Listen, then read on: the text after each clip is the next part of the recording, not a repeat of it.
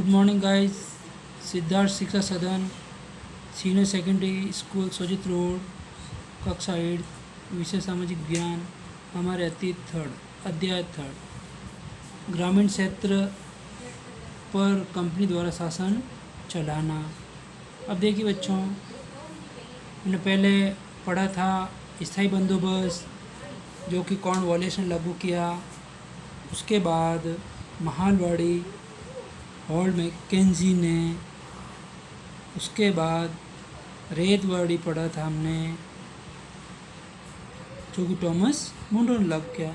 उसके बाद धीरे धीरे कंपनी जो है वो नील की खेती करने लगी, और इसमें जो था कि यूरोप को जो जिन फसलों की ज़रूरत थी उन फसलों को भी भारत में उगाया जाता था। तो फिर धीरे धीरे नील की खेती भी होने लगी। अब नील का पौधा कहाँ से आया, इसकी मांग इतनी क्यों बढ़ी, और सबसे ज़्यादा भारतीय नील की मांग क्यों बढ़ी। नील आप जानते हो बच्चों कि सफ़ेद अपन ड्रेस पहनते हैं, उसके ऊपर नील की जाती है, ब्लू कलर के होता है वो, तो एकदम कपड़े में चमक भी आ जाती है। उस नील की बात कर रहे हैं हम, ध्यान रखना, ठीक है ना। 19वीं सदी के ब्रिटेन में मॉरिस के छापों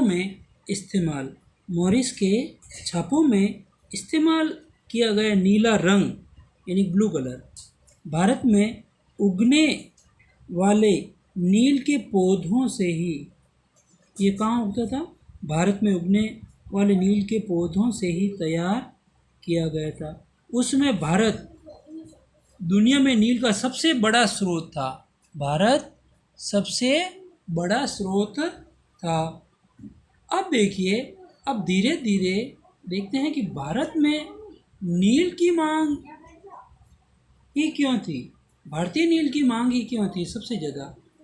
तो देखिए, नील का पौधा मुख्य रूप से उष्णकटिबंधीय इलाकों में होता था, उष्णकटिबंधीय क्षेत्रों में ही होता था, जो कि 13वीं सदी तक इटली, फ्रांस, ब्रिटेन के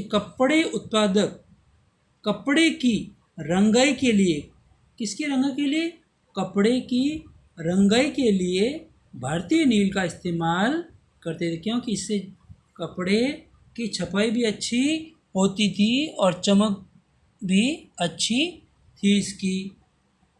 अब देखिए, यूरोपीय बाज़ारों में भारतीय नील बहुत थोड़ी मात्रा में पहुंचती थी, लेकिन इसकी कीमत बहुत ऊंची थी। कारण देखिए आप कि यूरोपीय बाज़ारों में भारतीय नील बहुत कम मात्रा में पहुंचती थी, लेकिन उसकी कीमत जो थी वो बहुत ऊंची थी।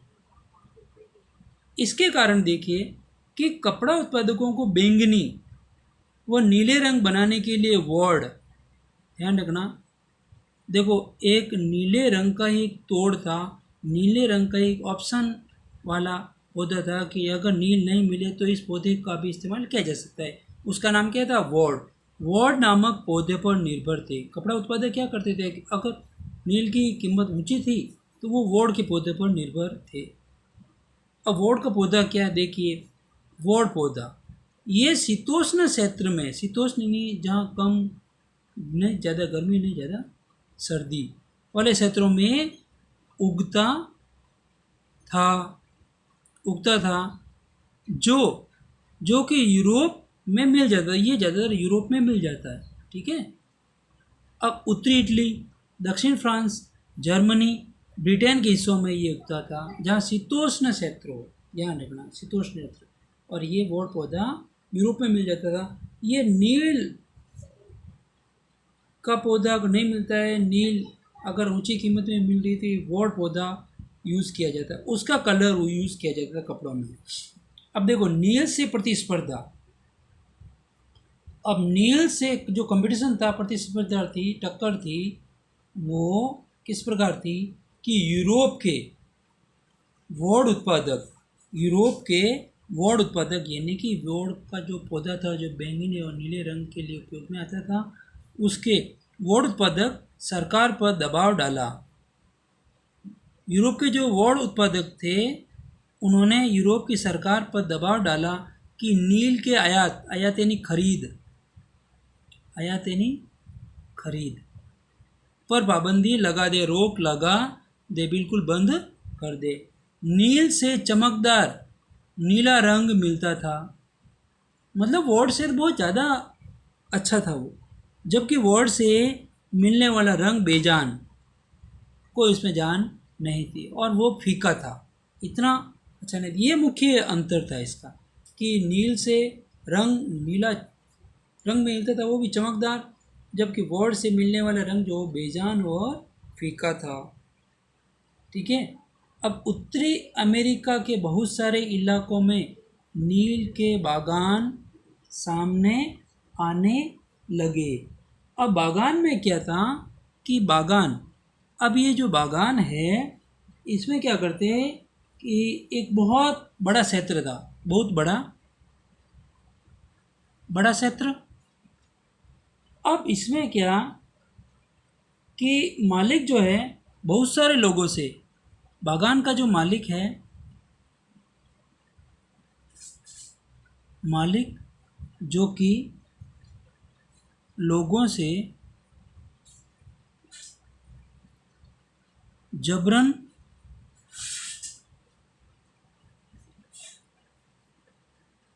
जबरन ही कार्य करवाता था, क्योंकि उसके पास बहुत ज़्यादा, और वो बागान में क्या है कि कॉफ़ी, गन्ना, कपास, चाय आदि के खेती हो सकती है। तो उत्तरी अमेरिका में बहुत सारे इलाकों में नील के बागान सामने आ गए, बड़े बड़े क्षेत्र जो थे, बड़े बड़े भूखंड थे, वो सामने आए जिसमें नील की खेती होने लगी। अब देखिए आगे कि 18वीं सदी के आखिर तक भारतीय नील की मांग और बढ़ी, मतलब ज्यों-ज्यों वो बढ़ती गई, क्योंकि उन लोगों को फ़ायदा भी हो रहा था। और वोट जो था, वोट इतना क्यों नहीं चमक पाया, वोट में इतनी चमक जो थी वो फीकी थी। इसलिए ब्रिटेन में औद्योगिकीकरण का युग शुरू हुआ। देखो 18वीं सदी में ही ब्रिटेन में औद्योगिकीकरण शुरू हुआ। औद्योगिकीकरण मतलब वस्त्र उद्योग, सूती वस्त्र उद्योग की क्रांति आई थी वहाँ।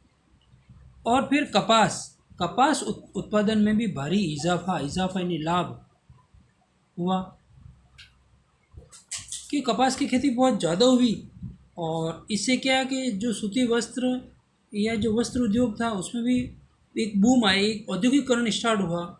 वस्त्र उद्योगों की बड़ी बड़ी फैक्ट्रियाँ लगने लगी, उद्योग लगने लगे।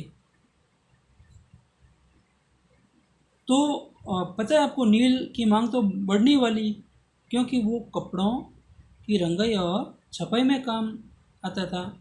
अब देखिए 1783 से, यानी कि 1783 से 1789, 1789 के बीच दुनिया का नील उत्पादन आधा रह गया था। अब आधा क्यों रह गया था? इसके भी कई कारण थे और कई प्रकार से बातें भी हो रही थी, क्योंकि ब्रिटेन के जो रंगरेज थे अब नील की आपूर्ति के लिए बेचैनी से किसी और स्रोत की तलाश कर रहे थे। कुछ ऐसे कारण हो गए थे। इसलिए अब भारत में ब्रिटेन की बढ़ती दिलचस्पी, और भारत में ब्रिटेन की दिलचस्पी क्यों बढ़ी? क्योंकि ये नील की खेती हर कोई करना चाह रहा था, और भारत में आके वो भी 18वीं सदी के आखिर तक बंगाल में नील की खेती तेज़ी से फैली। नील की खेती तेज़ी से कहाँ फैली? बंगाल में। कहाँ फैली? बंगाल में। इसकी राजधानी कोलकाता। बंगाल में नील की खेती तेज़ी से फैली। बंगाल का नील दुनिया में छा गया। बंगाल का जो नील इतना बढ़िया था, इतना अच्छा था कि वो पूरी दुनिया पर छा गया, पूरे विश्व में छा गया। ब्रिटेन आयात करने लगा, ब्रिटेन खरीदने लगा भारतीय नील का हिस्सा। देखो शुरुआत में तो 30% ही था, 30% था, और जबकि आते आते 1810 में तो 95% हो गए। इतना बूम, इतनी मांग बढ़ गई थी। अब देखिए इसके प्रभाव क्या पड़े। अब इसके प्रभाव में कंपनी के अफसर व व्यावसायिक एजेंट पैसा लगाने लगे। वो पैसा लगाने लगे और कई अधिकारियों ने तो नौकरी छोड़ दी, और नौकरी छोड़कर वो भारत आए। उसमें सबसे ज़्यादा स्कॉटलैंड और इंग्लैंड के लोग भारत आ गए थे और नील की खेती करने लगे। नील पैदावार के पैसा न होते, जो नील पैदावार करने वाले जो लोग थे उनके पास पैसा नहीं होता, तो कंपनी व नए नए बैंक कर्जा देने को तैयार होते थे। इस प्रकार वो नील की खेती करने लगे। अब देखिए नील की खेती कैसे होती थी वो देखते हैं। अब नील की खेती, अब इतना बूम आने के बाद लोग नौकरी तक छोड़ के आ रहे थे, तो अब नील की खेती होती कैसी थी वो भी देखिए। नील की खेती दो तरीके से होती थी। कितने तरीके से? दो तरीक़ों से होती थी। एक तो निज यानी कि स्वयं की, और एक रेती, एक किसानों के द्वारा। ठीक है ना। अब निज खेती की व्यवस्था कैसी थी कि बागान मालिक खुद अपनी ज़मीन पर नील का उत्पादन करते थे, एक, या फिर वह ज़मीन ही खरीद लेते थे, ठीक है, दूसरों की, या भाड़े पर यानी कि किराए पर वो ज़मीन ले लेते और मज़दूरों से कार्य करवाते थे। मज़दूरों से भी वो कार्य करवाते थे। लेकिन अब निज खेती, स्वयं की खेती होने के साथ साथ समस्याएं भी बहुत ज़्यादा बढ़ गई थी। अब समस्याएं वो कौन सी थी कि नील की खेती के लिए बड़े भूखंडों की ज़रूरत थी। बड़े बड़े जो क्षेत्र थे उनकी आवश्यकता थी, जो कि नहीं पाते थे, मिलते नहीं थे। ये था। मज़दूरों का इंतज़ाम करना भी आसान नहीं था। और फिर देखिए 1 बीघा नील की खेती के लिए 2 हल चाहिए होते हैं। अगर किसी के पास 1 बीघा नील की खेती, 1 बीघा अगर खेत है नील की खेती के लिए, तो उसको कितने हल चाहिए? 2 हल। अब 2 हल तो चाहिए ही चाहिए। अर्थात 1000 बीघा अगर ज़मीन है, 1000 बीघा अगर ज़मीन है, तो उसको कितने हल चाहिए? 2000 हल चाहिए, जो कि ये संभव नहीं हो सकता। तो देखिए अब उस समय एक समस्या और भी आई कि ज्यों ही नील की खेती का समय आता कि नील की खेती अब कर रहे हैं, उसी समय किसान अपने हल व बैल चावल की खेती में लगा लेते थे, क्योंकि उस समय चावल की खेती भी वहाँ होती थी। अब साथ साथ ये चीज़ें होती हैं तो ये भी एक बहुत बड़ी समस्या अपने सामने आ जाती हैं, इसलिए भी वो नहीं कर पाते थे। इसलिए हलों को खरीदना और उनका रख रखाव भी एक बड़ी समस्या थी। किसानों से भी हल नहीं मिल सकते थे और उन्हें अपने लिए इन चीज़ों की ज़रूरत भी होती थी। अब देखो हल, इतने सारे हल भी नहीं खरीद सकते और इतने सारे हलों के साथ बैल भी चाहिए। क्या कोई इंसान तो हल बैल नहीं बन सकता। इस वे में वो इतनी चीज़ों का रख रखाव भी नहीं कर सकते थे।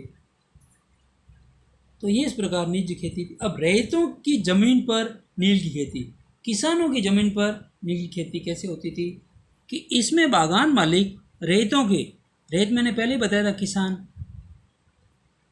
रैयतों के साथ एक अनुबंध करते थे, कॉन्ट्रैक्ट करते थे, जिसे सट्टा भी कहते हैं। अनुबंध के अनुसार क्या होता था कि वो उस अनुबंध पर दस्तखत यानी कि हस्ताक्षर कर देते थे और उस हस्ताक्षर के अनुसार, उस अनुबंध के अनुसार उन्हें नील उगाने के लिए कम ब्याज पर बागान मालिक से ही कर्ज लेना पड़ता था। उससे ही वो सारे चीज़ें लेनी पड़ती थी और उसी से वो सारे यानी कि बीज बोने के लिए, मिट्टी को तैयार करने के लिए, फसल की देखभाल करने के लिए वो सारे काश्तकार के ऊपर ही थे। और ये जो कर्जा था वो दिन ब दिन चलता रहता था। अगर कर्जा नहीं उतरता तो भी वो दे देते, आधा कर्जा दे दो आप वापस, आप ले लो, ये सिलसिला चलता रहता था। अब देखो समस्याएं क्या थी कि नील की कीमत कम मिलती थी, मेहनत ज़्यादा थी और कीमत उसकी कम मिलती थी। और अब अगर नील की खेती करने लगे तो सेकंड बार वो अपने धान यानी कि अन्न भी उस खेत में नहीं बो सकते थे, और कर्ज का सिलसिला ख़त्म भी नहीं होता था। अगर वो किसान कर्ज लेता था तो उसके बेटे, उसके पोते पड़पोते भी उन कर्जों को चुकाते रहते थे। ये कर्ज का सिलसिला चलता रहता था, लेकिन कर्ज माफ़ नहीं होता था, कर्ज तो उनको चुकाना ही पड़ता था। इस प्रकार ये दो प्रकार के रेती और निज खेती नील की होती थी। अब देखिए नील विद्रोह, वह उसके बाद नील का विद्रोह कैसे हुआ, किस प्रकार हुआ, किस प्रकार वो कार्य करने लगे। मार्च 1859 में बंगाल के हजारों रैयतों यानी कि हजारों किसानों ने नील की खेती करने से इनकार कर दिया। एक सामाजिक बहिष्कार कर दिया इन्होंने एक साथ, ये जो नील की खेती करते थे।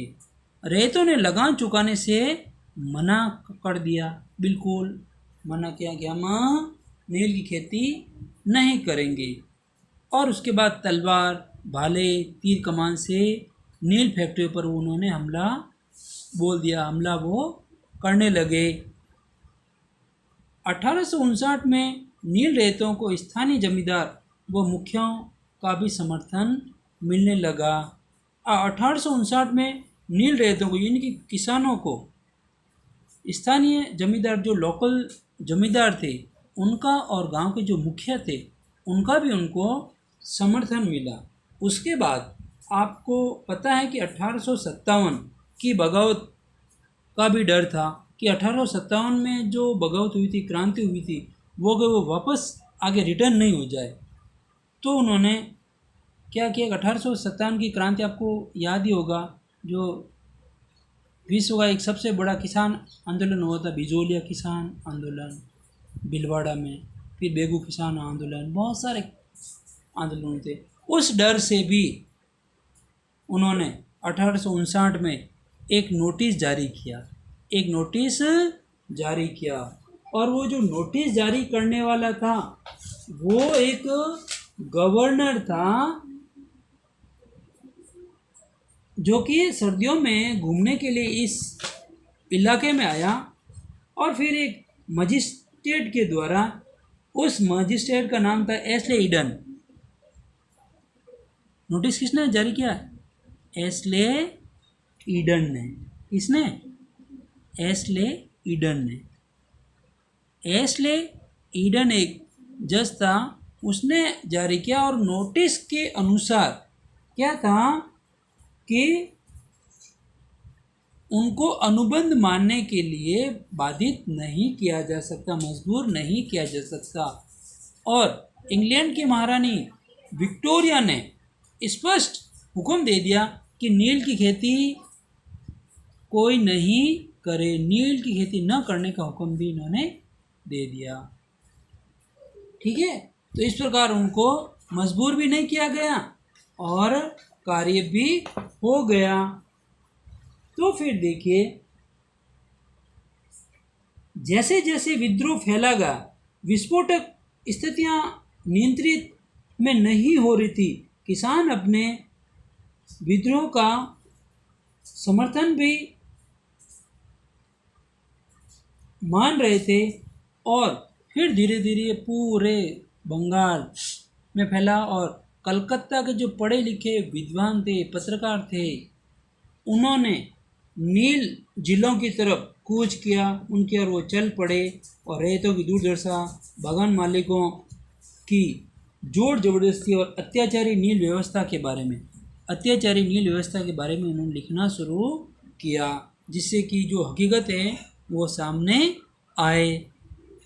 अब देखिए धीरे धीरे एक बिहार के एक किसान ने क्या किया कि महात्मा गांधी जो थे, दक्षिण अफ्रीका दक्षिण अफ्रीका से गांधी जी दक्षिण अफ्रीका से गांधी जी लौटे तो बिहार के एक किसान ने उन्हें चंपारण आने का न्योता दिया। मतलब चंपारण कहाँ है? बिहार में है। ध्यान रखना, बिहार की राजधानी पटना, ये ध्यान रखना आपको। तो एक बिहार के किसान ने उनको चंपारण आने का न्योता दिया, उनको बुलाया गया और वो 1917 में महात्मा गांधी नील बागानों के मालिकों के खिलाफ चंपारण आंदोलन की शुरुआत की। चंपारण आंदोलन की शुरुआत कब की? 1917 में। किसने की? महात्मा गांधी ने। क्यों की? कि नील के बागान मालिक जो थे उनके खिलाफ एक आंदोलन शुरू किया, जिसे हम चंपारण आंदोलन के नाम से भी जानते हैं। तो बच्चों, अब आपको ध्यान रखना है, अच्छी तरह से वीडियो सुनना, अच्छी तरह से समझना, और ये जो प्रश्न आपको दिखाई दे रहे हैं, इन प्रश्नों के उत्तर ढंग से देने हैं, डेट लगानी है, और आप जो कॉपी भेजें उस कॉपी के ऊपर नाम ज़रूर लिखें। अपना नाम जो है ना वो ज़रूर लिखें, डेट भी लगाएं। उसी तरह आप अपनी फेयर कॉपी में भी कार्य करें, डेट लगाएं, चैप्टर का नाम लिखें और प्रश्न के उत्तर ढंग से दें। और पेज नंबर नहीं लगाए हैं तो आप ज़रूर लगा दें। Thank you.